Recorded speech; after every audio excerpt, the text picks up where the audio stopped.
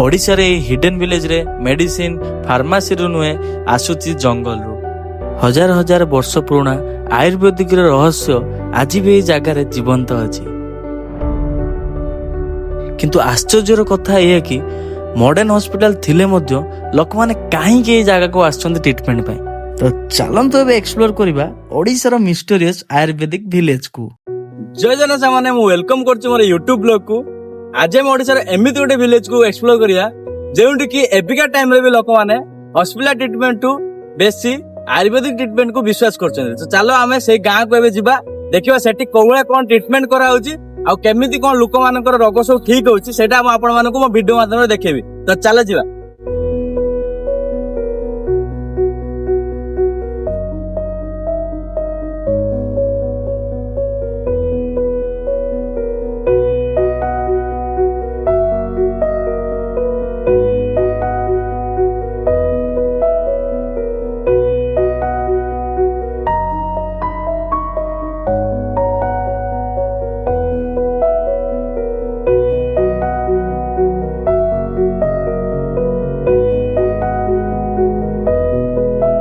तो एबे हम आसी पहुंचले बाटंगा एरिया ना मु पचारथुली लोक मानको एटा ला बाटंगा मार्केट रे हम पहुंचले। तो सकाळ जेतो हम बाहर लेनी सेते पय किछि खाई नाउ भद्रक रो आसिलनु भूख लागलेनी। तो चलो आगे पेट पूजाटा कर दवा तापर जीवा से गां को। तो आसो कोन खाउछु देखौछ आपन मानु खाइबा सरी होला मु आपन मानको लॉन्ग वीडियो रे देखै पानी खाइबाटा शॉर्ट वीडियो गोटे बनैछि सेटा खाइबा कोन खाइली देखै देछि। तो शॉर्ट वीडियो देख देबे जाएंगे। तो खरा जोड़ा होची भाई ठंडा टी पी दवा पी दे के बजवा से गां को देखिया कौन होची। तो चलो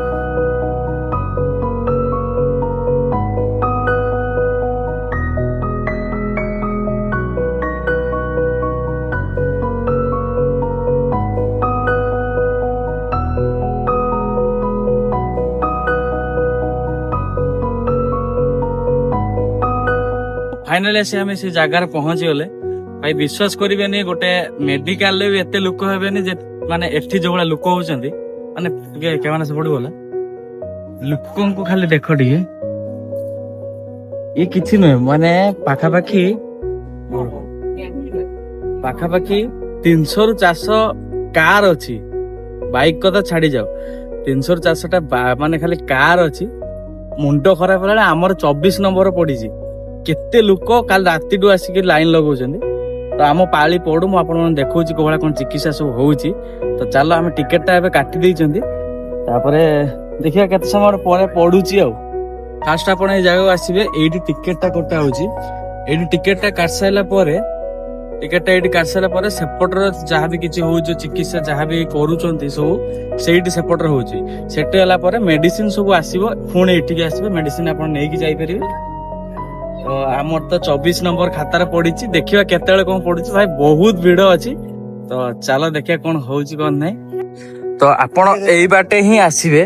तो देखबार तो जूम करछि गाड़ी टिके देखो भलसे टिके देखो गाड़ी ओडा केते अछि ई किछि न आ सेपटर बहुत गाड़ी अछि जो माने फास्ट एंट्री मारिबे से बहुत गाड़ी सब सेट रखी कि एडी फास्ट आसीबे नंबरिंग पाई एडी सब किछि नंबर पाई होछि हे जो गोटे 20 टाइप रो अछि सेट नंबर होछि नंबर कला परे पुणी जिबे रिटर्न सेटिकी सेपटे गोटे हूँ चिकित्सा कला आप जहाँ भी रोग मुग हो जहाँ भी होती चिकित्सा कला तो पुणी रिटर्न करेंगे जहाँ भी आप रोग अनुसार जहाँ भी थी मेडिसिन से जड़ी बूटी सब ये ही दिखाई।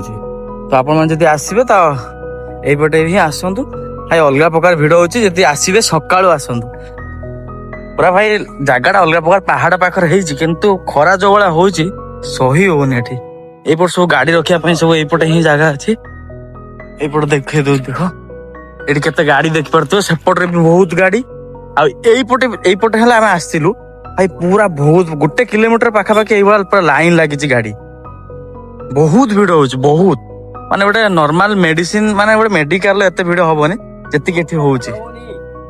जेमिति कि आपण मानको मु देखैथिली टिकट काउंटर सेठी थिला फास्ट आपण माने टिकट काटिबे तापरे फोन रिटर्न करिवे एई जगह को जोटी कि टेस्ट होची आउ यूरिन टेस्ट रु सब रोगर माने सॉल्यूशन एठी काढी दउचंदी। तो देखि परथबे यूरिन टेस्ट एठी ही होची फास्ट सेपट टिकट काटिबे टिकट काटी के आसला परे एठी सब से जो वैद्य अछंती से ही कोन करूचंदी मु तो जानि नै भलसे।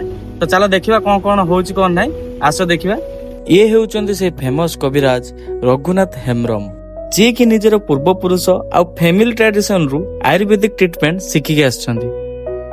ଆଜି ବି ଏଇ ଜାଗାକୁ ବହୁତ ଦୂର ଦୂରରୁ ପେସେଣ୍ଟ ଆସନ୍ତି, କାରଣ ଅନେକ ଲୋକ କହନ୍ତି ଯେ ସେମାନେ ଏଠି ଏମିତି ରେଜଲ୍ଟ ପାଇଛନ୍ତି ଯାହା ସେମାନେ ବଡ ହସ୍ପିଟାଲରେ ବି ପାଇନାହାନ୍ତି। ସେତେବେଳେ ଲୋକମାନେ ଏଠି ସବୁ ଠିଆ ହେଇଛନ୍ତି, ସେଇଠି ବୈଦ୍ୟ ଯିଏ ଅଛନ୍ତି। ତ ଚାଲନ୍ତୁ ମୁଁ ଆପଣଙ୍କୁ ଦେଖୁଛି କୋଉ ଭଳିଆ ସେ ଟ୍ରିଟମେଣ୍ଟ କରାଉଛନ୍ତି ୟୁରିନ୍ ମାଧ୍ୟମରେ। ସେଇଠି ଯିଏ ବୈଦ୍ୟ ଅଛନ୍ତି ମେନ୍ ବୈଦ୍ୟ, ମୁଁ ଫୋକସ୍ କରୁଛି ତାଙ୍କୁ। ଦେଖ ସେ ହିଁ ସବୁ ଟ୍ରିଟମେଣ୍ଟ କରୁଛନ୍ତି ଲୋକମାନଙ୍କର। ଲୋକ ଦେଖ ଗୋଟେ ମେନ୍ ଗୋଟେ ହସ୍ପିଟାଲରେ ବି ଏତେ ଲୋକ ନଥିବେ। ଏଇଟା ତ ବହୁତ ଲେଟ୍ ହେଇଗଲାଣି। ଯାହାର ବି ନାଁ ଡକା ହବ ନମ୍ବରିଂ ହିସାବରେ, ତ ଷ୍ଟେପ୍ ବାଇ ଷ୍ଟେପ୍ ସେମାନେ ୟୁରିନ୍ ସେଇଠି ପକେଇବେ। ତ ଦେଖିପାରୁଥିବେ ସେଇଠି ଗୋଟେ ମଟକା ଟାଇପ୍ର ଅଛି, ସେଇଠି ପୁରା ଲାଇନ୍ ଭାବରେ ଯେତିକି ବି ଯାହାର ଷ୍ଟେପ୍ ଅନୁସାରେ ପଡ଼ୁଛି ସମସ୍ତଙ୍କ ନାଁ ଅନୁସାରେ ୟୁରିନ୍ ସେଇଠି ଟେଷ୍ଟ ହେବ।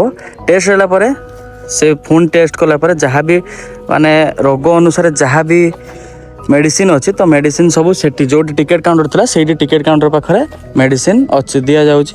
ତ ଫାଷ୍ଟ ସେଠି ଟେଷ୍ଟ ହେବ, ତାପରେ ମେଡିସିନ ଦିଆହେବ। ତ ଦେଖାଯାଉ ଏখানে ସବୁ ଟେଷ୍ଟ କରୁଛନ୍ତି ଲୋକମାନଙ୍କର। ଭାଇ ଅଲଗା ପ୍ରକାର ଖରା ହେଉଛି, ତଥାପି ଲୋକମାନେ ଆସିକି ଟେଷ୍ଟ କରୁଛନ୍ତି।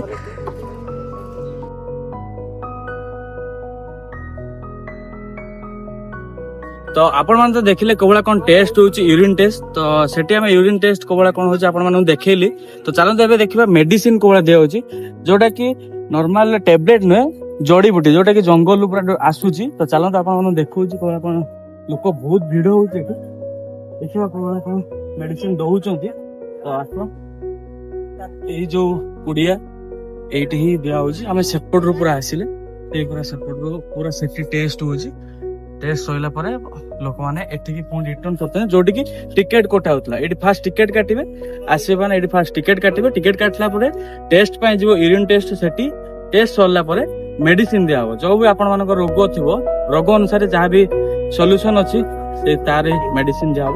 ଆଉ ଏଇଟା ଥିଲା ଓଡ଼ିଶାର କେଉଁଝରରେ ଥିବା ଜଙ୍ଗଲ ମଝିରେ ଲୁଚି ରହିଥିବା ଏକ ମିଷ୍ଟେରିୟସ୍ ଆୟୁର୍ବେଦିକ ଭିଲେଜର କାହାଣୀ। ମଡର୍ଣ୍ଣ ଦୁନିଆ ଚେଞ୍ଜ ହେଉଥିବା ବେଳେ ବି ଏଠି ଲୋକମାନେ ଆଜି ବି ଟ୍ରଷ୍ଟ କରନ୍ତି ପ୍ରକୃତିର ହିଲିଂ ପାୱାର ଉପରେ। ବୋଧେ ସେଥିପାଇଁ ଏଇ ସ୍ମଲ ହିଡେନ୍ ଭିଲେଜରେ ଆଜି ବି ଜୀବନ୍ତ ଅଛି ହଜାର ହଜାର ବର୍ଷ ପୁରୁଣା ଆୟୁର୍ବେଦିକର ଏକ ସିକ୍ରେଟ। ଏଠି ମେଡିସିନ ଫାର୍ମାସିରୁ ନୁହେଁ, ଆସୁଛି ଜଙ୍ଗଲ ଆଉ ଫ୍ୟାମିଲି ଟ୍ରାଡିସନର ଆୟୁର୍ବେଦିକ ନଲେଜରୁ।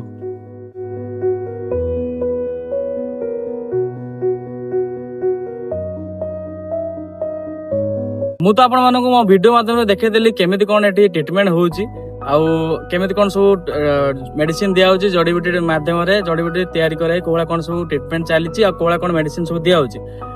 ଆଉ ଭିଡିଓଟାକୁ ଏଣ୍ଡ କରିବା ସହିତ ଗୋଟେ କଥା କହୁଛି ଶୁଣନ୍ତୁ।